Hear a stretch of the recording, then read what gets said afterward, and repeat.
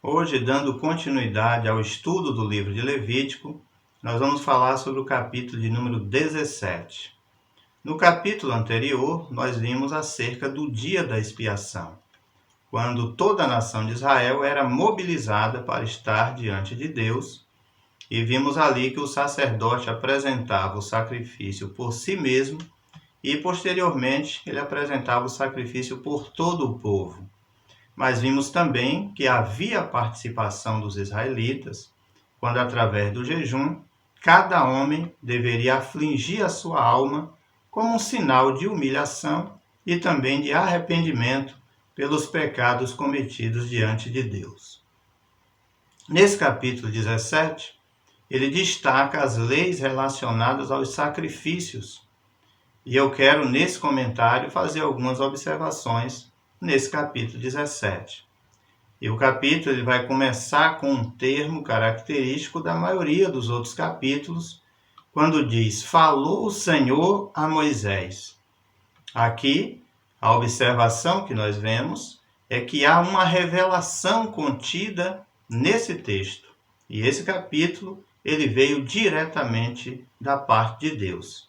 Portanto, não se podia negligenciar o seu conteúdo. E aqui nós vemos que quando Deus fala, o homem sempre deve estar atento àquilo que o Senhor está falando. A segunda observação é o que está escrito até o versículo 9. E aqui é procurarmos entender a razão pela qual o Senhor ordena que os animais sacrificados fossem levados diante do tabernáculo. E aqui veremos a respeito da idolatria versus a verdadeira adoração. O primeiro entendimento é que havia uma tendência dos israelitas a práticas pagãs. Isso basta lembrarmos do episódio do bezerro de ouro, que está escrito em Êxodo, capítulo de número 32. Então, a fim de evitar qualquer forma de idolatria, Deus ordena que todos os sacrifícios deviam estar sob a supervisão dos sacerdotes. Em segundo lugar, nós entendemos que as ofertas de animais eram uma forma de adoração, e elas deveriam ser feitas conforme a instrução do Senhor, e não ao bel prazer do adorador. E aqui nós extraímos também uma lição para hoje, quando vemos que muitos deixaram a revelação da palavra de Deus e querem prestar o seu culto conforme o seu próprio entendimento. E é aí que surgem as inovações, é aí que surgem também os desvios doutrinários, a imitação também de práticas mundanas e pagãs. E o pior é que muitos chegam ao ponto de transferir para pessoas e objetos o poder que pertence somente a Deus. No versículo 7, vemos que Deus ele é enfático quando ele diz: nunca mais sacrificarão aos demônios. Vejamos aqui que Deus queria livrar o povo da idolatria e de toda a influência do Egito. Há uma recomendação também no Novo Testamento para nós, quando Paulo escreveu a sua primeira carta aos Coríntios, no capítulo 10, versículo 14, ele diz: fugir da idolatria. E no versículo 21, ele fala também dizendo: não podeis ser participantes da mesa do Senhor e da mesa dos demônios.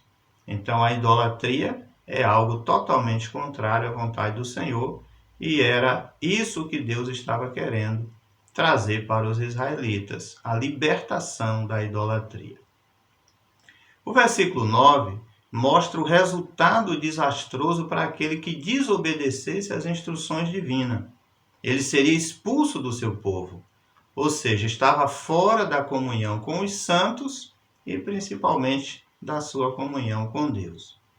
Deus sabia que um pouco de fermento idolátrico pode contaminar e adoecer o arraial dos santos. E hoje, da mesma forma, se a igreja também não combater as práticas idolátricas que permeiam o nosso acampamento, nós corremos o risco também de sermos contaminados.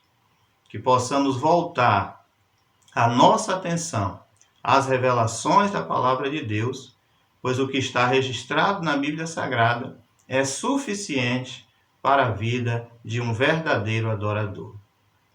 E falando de adoração, Jesus disse que o Pai procura os verdadeiros adoradores, que o adorem em espírito e em verdade. Ele mostrou que a adoração não está restrita a um espaço físico. Lá em João, capítulo de número 4, podemos adorar o Senhor onde estivermos, através da manifestação do Evangelho de Cristo que está em nossos corações. Cristo é o nosso altar e é nele que nos vivemos, que nos movemos e também que existimos.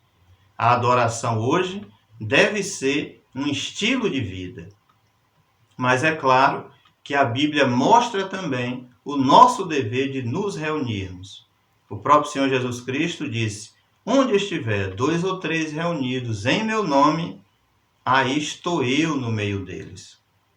E eu quero concluir baseado em Hebreus capítulo 10, versículo de número 25. Não deixemos a nossa congregação, como é costume de alguns. Ou seja, não deixemos a tradição de nos reunir como igreja. Não descuidemos os nossos deveres na igreja. Mas motivemo-nos e animemos uns aos outros, especialmente agora que o dia da volta de Jesus se aproxima. Que a paz do Senhor Jesus Cristo permaneça sobre a sua vida e que Deus abençoe.